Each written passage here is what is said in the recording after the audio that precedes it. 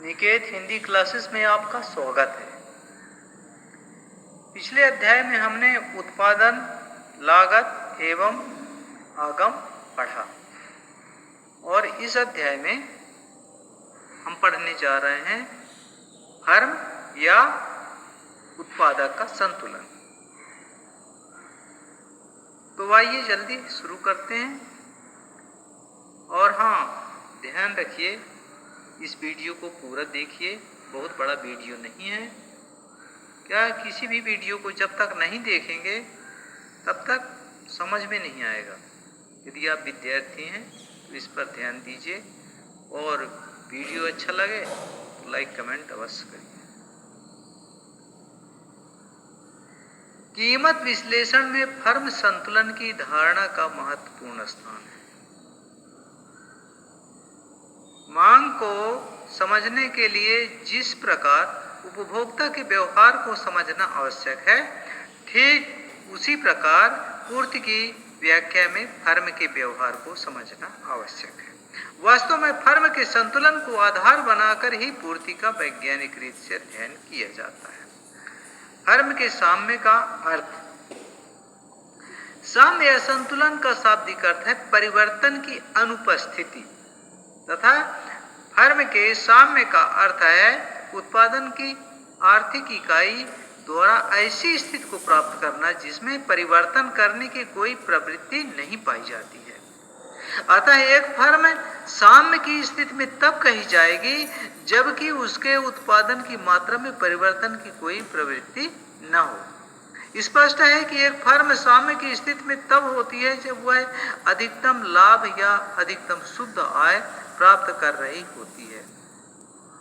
इसका कारण यह है कि यदि फर्म उत्पादन की मात्रा को परिवर्तित करके अपने लाभ को बढ़ा सकती है तो वह ऐसा अवश्य करेगी, परंतु उत्पादन के जिस स्तर पर उसे अधिकतम लाभ की प्राप्ति हो रही है उससे वह कभी हटना नहीं चाहेगी। इससे उसका लाभ घटेगा ही, बढ़ेगा नहीं।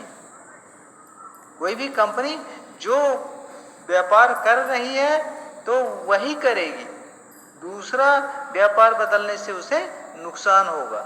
जैसे पेपर मिल पेपर बना रही है तो उसको बदल करके यदि वह पापड़ का धंधा करे तो उसे नुकसान होगा। अतः स्पष्ट है कि फर्म का व्यवहार अपने लाभ को अधिकतम करना होता है और अधिकतम लाभ की स्थिति ही फर्म की साम्य अवस्था मानी जाती है। फर्म के साम्य विश्लेषण की मान्यताएं। फर्म का साम्य विश्लेषण इस प्रकार है। पहला, फर्म या उत्पादक का व्यवहार विवेकपूर्ण होता है, अर्थात प्रत्येक फर्म अपने मौद्रिक लाभ को अधिकतम करने के लिए प्रयत्नशील रहती है।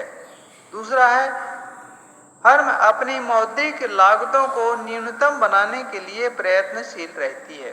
प्रत्येक फर्म यह चाहती है कि उत्पादन के साधनों के उस संयोग को प्राप्त किया जाए जहां न्यूनतम लागतों पर अधिकतम उत्पादन संभव हो।